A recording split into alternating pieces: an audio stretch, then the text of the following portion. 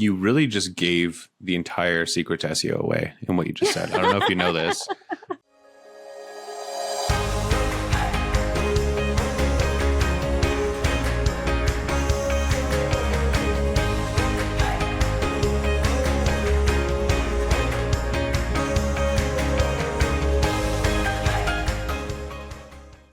Hey, everyone. Welcome back to the podcast. I am so happy you are here today because we're kind of nerding out a little bit here today. I'm so happy to have Matt Diamante here with Hey Tony.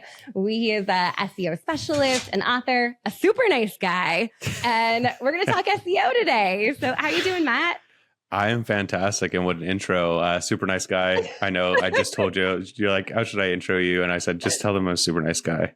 And super I'm nice glad guy. that you did it. Add it to your job description, your email signature, your bio on Insta. I need to put that on a business card. Yeah. I love it. Well, I'm excited to dive into all things SEO and maybe talk a little AI today. Lots of AI today, for sure. Yeah, let's do it. But before we get there and we officially properly introduce you, a little rapid fire fun just to get started. You down for that? Yeah, sure. Okay, let's do it. One tech tool you can't live without. Honestly, like ChatGPT or Claude and LLM, I know it's rapid fire. That's it. Yeah, which is so crazy because like a couple years ago, that wouldn't have even been on the table. So that's what I was going to say, but I'm saying too much for a rapid fire question. It's good. How many unread emails do you have right now? Oh, I probably have like 80 or 90 unread emails. Like, I don't know about you, but I use that as like my checklist and like my to-do list. And I've just been so busy. Okay. I mean, that's not bad though. I'm pretty impressed by that.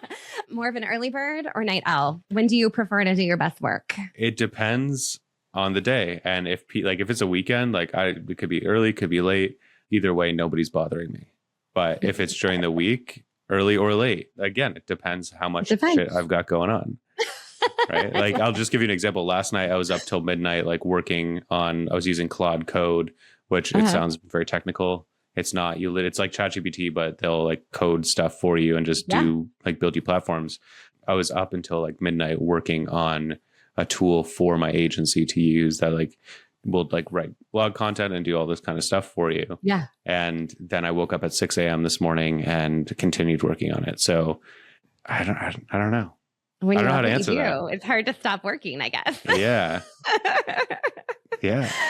I mean, this is a little side note, but I've been saying this for a little while now. I'm like, if I could just have like a solid 2 weeks to spend a ton of time inside all of these AI tools, my entire business would look dramatically different. But it's hard when you're like got normal day-to-day stuff happening and you're trying to carve out a little bit of extra time in the evening or early morning to get this stuff done because 100%. there's so much opportunity. Yeah. Oh, yeah. Infinite, especially with AI and now with stuff like Claude Code, you could just build an app. You can build a website. It's wild. Mind-boggling. Okay, before we scare everyone away with is this episode about building an app? No. Tell everyone a little about yourself and your agency, Hey Tony, so everyone's up to speed on who you are and what you do. Yeah, I've been doing SEO for over 15 years at this point. I have an agency of about 25 people. We do SEO, which if anybody doesn't know what SEO is, it's just showing up higher on Google. That's all it is. That's in plain English, which I had to learn how to say it in plain English because my parents are still like, what do you do? And I'm like, I help businesses show up higher on Google. That's it. That's what else do you want to know about the agency or me? That's good. Well, okay. Who's Tony? There is no Tony. Tony is buried in my backyard and I took the business over from him. No. So when I was trying to come up with a name for my agency, this is back in 2017, 2018. And I was like, I don't want it to be called Diamante Digital or Matt Marketing or something, lame like that. And I was like, I remember this story of years before this happened. I was walking to lunch and I overheard two big construction guys, arms the size of my thighs. And the one guy says to the other, "Hey, Tony, you always know how to put a smile on my face." And I just thought what a genuine expression of emotion from somebody you wouldn't expect it from. This big, burly, manly, macho man. He's like, "Hey, man, you make me happy. You put a smile on my face. You brighten up my day." Obviously, he didn't say all that stuff. But I was like, that's the kind of transparency and feeling I want the business to have with anybody it touches, including like whether it's the team, clients, or, strangers on the internet, on social media. Let's all put smiles on each other's faces. I love it. He's super nice guy here. Yeah. All right. Very nice. Very nice guy. Okay. This is amazing. And I appreciate the backstory, because at first I was like, I'm not interviewing Tony. I'm interviewing Matt. Yeah. Like, hold on here. Tony's done. I love it. He's gone.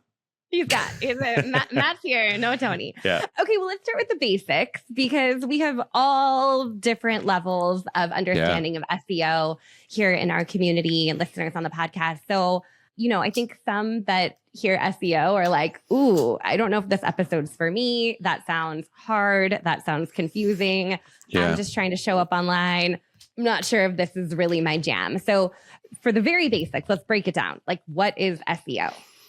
SEO is getting found on Google. That's like, I know that sounds like maybe a little bit vague, but that's what it is. Like, I don't like getting into acronyms like search engine optimization or SEO or things like that. Like, it's at the end of the day, it's about providing solutions to people's problems, right? Mm-hmm. So if somebody has a problem, they go to Google, my roof is leaking, right? Mm-hmm. You are the solution, right? Maybe you're a roofer, maybe you sell shingles, or maybe you have a tutorial showing them how to fix it themselves or how to patch it until somebody can come, right? So SEO is the solution that people are looking for. The solution. I like that frame. So even if you are a solopreneur or maybe a direct seller or a small business owner that really doesn't feel like they have super hardcore tech skills, is it something we should be talking about and be doing and thinking about? Oh my God. Yes. So we were chatting a little bit before where like the core of my business was grown from Instagram, from Facebook, from social media. And that stuff is great, but it requires consistent, like uploading every day, new content, engaging with people. It's like a nonstop thing. Whereas, you get sick, you don't have stuff filmed, then all of a sudden you're not posting, business isn't growing. Whereas with SEO, on the other hand, it is a slower kind of burn, right? So you post something, whether it's a blog post or you have a page on your website, people are actively looking for, like I said, the solution to their problem. And if you have a page about that on your website, you can show up 24/7 whenever somebody has that problem. Yeah. I feel like I'm a little accidental of an SEO kind of girl over here, because I started my business with a blog. And anytime, before I monetized anything, people would just ask me questions. And anytime somebody asked me twice, I would write a blog post on it. That's great. And fast forward now, like 8 years later, you type in direct sales training and we're up at the top because there's a blog post on how to do something or how it can help. And so, I think without any real formal SEO training, we've really benefited from creating content that lives on the internet that's going to continue to rank and serve us over time. Yeah. And I think like you really just gave the entire secret to SEO away in what you just said. I don't know if you know this, but you said, if I got asked the same question more than once, I would write a blog post answering that question. Yeah. So that does two things. Somebody asks you that question. Here's the blog post answering that question. You're not spending more time on it. The other thing is other people have those questions. Yeah. Right. You don't need to do keyword research. You don't need to do all of this stuff. Like if people are asking you these questions, write a blog post answering that question. And like I was telling you before, I did a challenge where like every day we work on SEO for an hour live together. And the thing that I teach on day one is answering your customers' questions and write a blog post about that. But we use AI to do it. So this might be an unlock, right? So instead of being like, okay, I'm going to, my customers or people are asking me about this thing, I'm going to write a blog post. I'm just going to stare at a blank page. Screw that. We're going to go to ChatGPT and we're going to use this prompt. I'm writing a blog post about insert your question. Ask me 10 questions you need to know the answer to make in order to make this truly helpful and unique, using my expertise, experience, authority, not necessarily authority, but authority, case studies, opinions, etc. Ask me one question at a time and I'm going to answer over voice mode. You can change that last part of the prompt if you want. And I literally just talk into my phone and chat, ask me questions. And then I have a blog post at the end that has all my experience in it. I love this. Okay, I have to highlight something here because Yeah. I think this is a really big differentiator when it comes to AI. And so many of us are using AI. I mean, I think the majority of my community is using some level of AI, but there's a big difference of write me a blog post about how to fix the leaky roof and saying, ask me 10 questions so I can share my brain, my expertise, my strategy, and my best practices around fixing the leaky roof. And then allowing it to spit out that blog post, because I think that that's where a lot of people are going kind of wrong when it comes to AI created content, is they're just like, write me this for me, please do that. And then it's kind of garbage because it's not actually coming out of your brain. So I love that prompt so much. That's like the AI, like what you're talking about is like the AI slop that's coming out where people are just like, I'm going to post 100 blog posts this month. And it's all like AI, like it reads really well, but is it actually useful? And I think that's what people forget is like, we're not trying to game Google, and like, it's not necessarily about getting traffic, although traffic does equal money eventually. It's about helping real people. People have problems, and I'm saying this a bunch. People have problems, and you need to provide them with the solution. Yeah. I love it. I think the other thing that you mentioned there that clearly I'm a talker. We've known each other for a few minutes here, but I'm a verbal processor. I like talking things out. But using that voice mode in ChatGPT is like huge. I mean, I had a road trip last summer, and that's when I discovered it as I was driving. And I had 6 hours from San Diego to Phoenix. And I literally didn't have anyone else in the car with me. So I just chatted with ChatGPT the entire time. But in that voice mode, and the amount of content that can come from it, I think is huge. So if you're not using the voice mode, I feel like that's voice mode so much is faster. Amazing.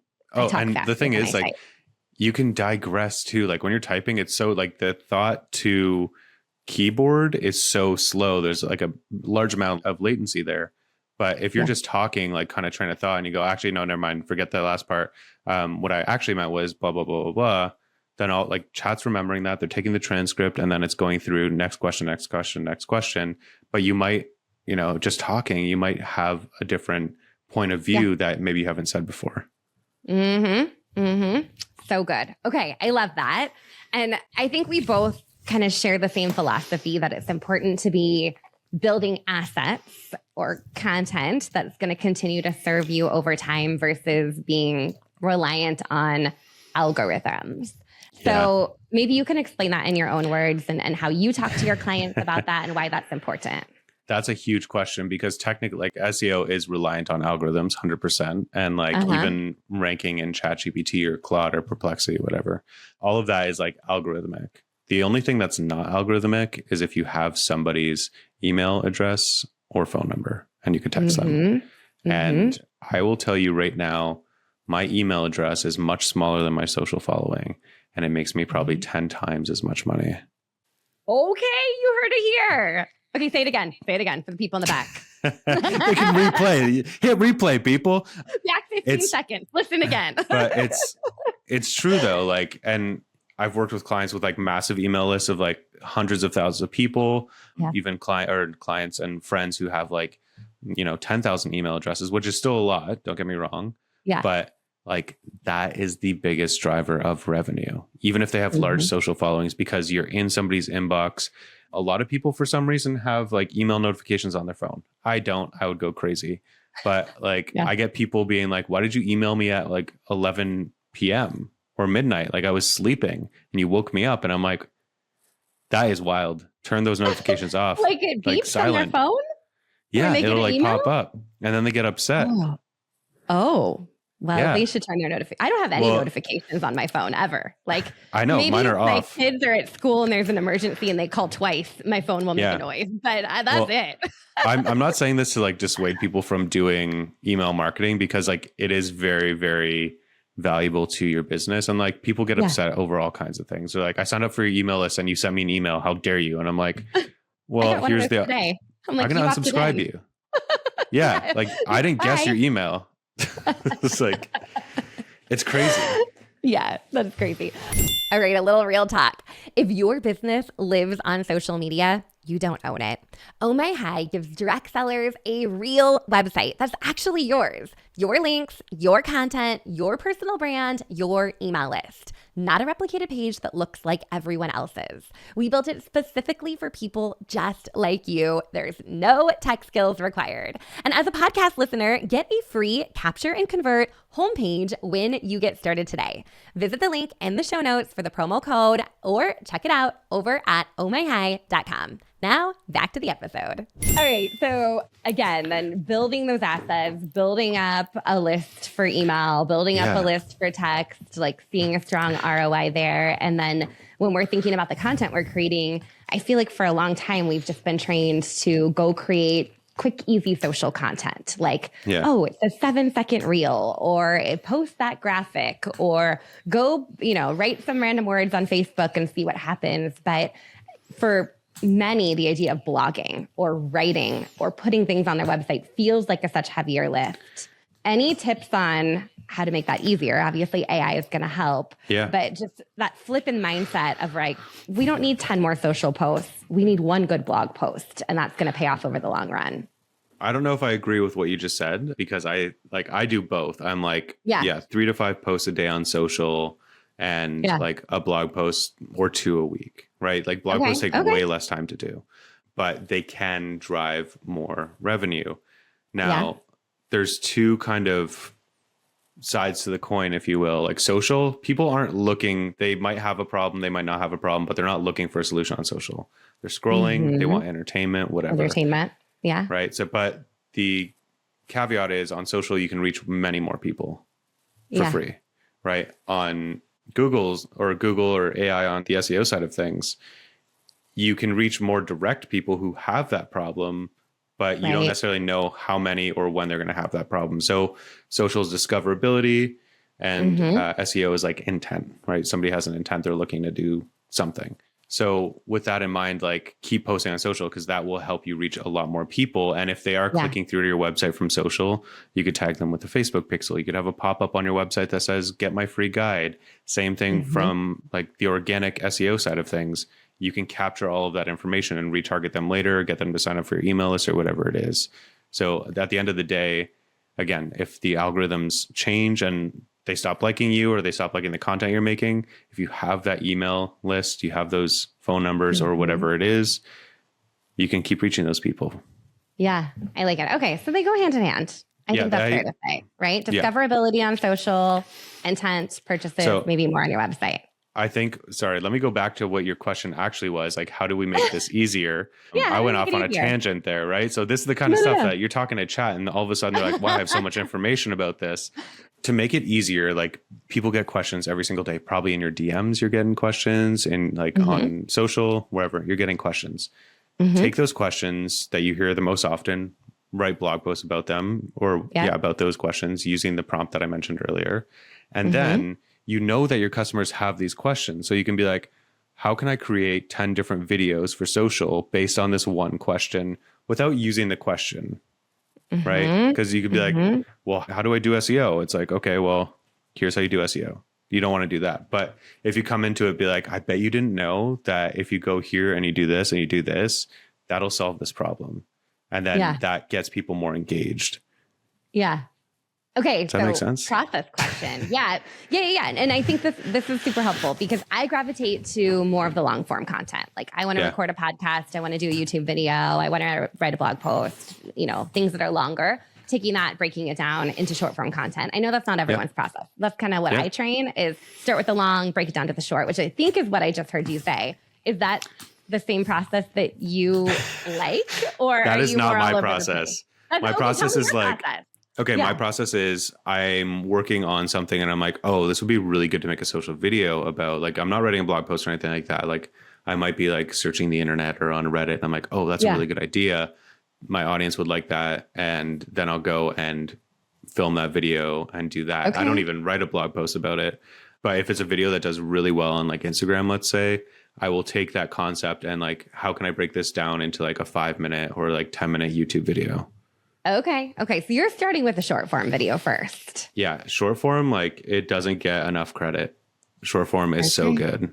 Okay. Yeah. All right. But I mean, like it is theoretically easier to film something like a podcast and then break that down into shorter clips. And, you might get like there's a couple moments in here that could be a really great hook, like where I'm like, I make 10 times as much money from my email list than I do from my social following, right? Yeah. Like stuff like that. But yeah, I don't know. You so short. Okay. No, I think this is so fascinating because we all kind of have like our own way of going about things. And I know for our listeners, they're like, this is important. I know I need to be doing this, but how do I work this into my workflow? Like, what does that look like? So I think these examples about using AI and asking questions and, okay, this is a good idea. I just found this over here. I'm going to go create short form. And when it takes off, I'm going to go create a blog post from it. I think all of this is super helpful as people are trying to figure out just kind of how it fits into what they're doing.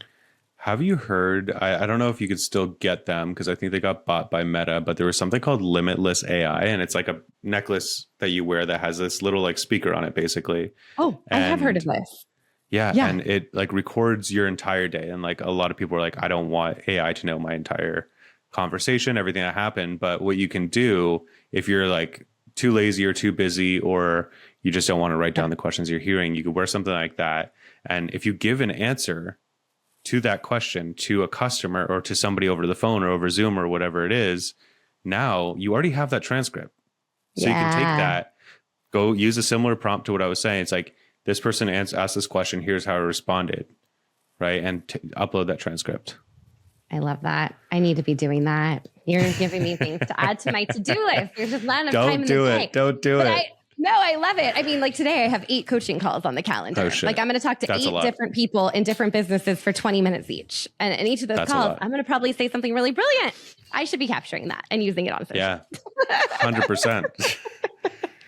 Oh my gosh. Okay, well, let's talk about SEO as it relates to AI because I've heard all different kinds of things. There's lots of noise out there when it comes to, you know, we're all using AI, but is everyone going to Google to get their answers now, or are they going to ChatGPT to get those answers? And how do we make sure that the content that we're creating is going to potentially show up in what AI is spitting out when people are asking questions? What's your take on that, and what should we be thinking about? So I think the first like myth or first thing I want to dispel is that Google is still by far the biggest search engine in the world and like probably the biggest AI platform because they have all their AI overviews and they have Gemini, they have all this kind of stuff. They are a household name. I can't see Google going anywhere unless they really mess something up. But people are also, they're using ChatGPT, they're using Claude, they're using whatever other LLMs that they want to do these searches, let alone other search engines. And it's kind of, I don't think people aren't going to Google anymore because it's so easy. Yeah. Right. And you could type in a keyword, whatever, you get your answer and you get the AI overviews, all that stuff. I think people are using LLMs like ChatGPT in a different way than they would be using Google. Like you go to Google, like you're like, I don't know, especially for like local stuff, like where are the best plumbers near me, best roofers near me, like best whatever, or like looking up local events. Although I will say like, I kind of use chat to do both. Like when we were in Portugal, my wife and I, we were like, okay, where's like the best blank restaurant in this, like on this island? And it was like, here are, you know, top 3 of the top rated, but you still have to go through the same thing that you would do on Google and be like, are these reviews legit? Did they just buy a bunch of these things? So I think the first thing is like, people are still using both in different ways.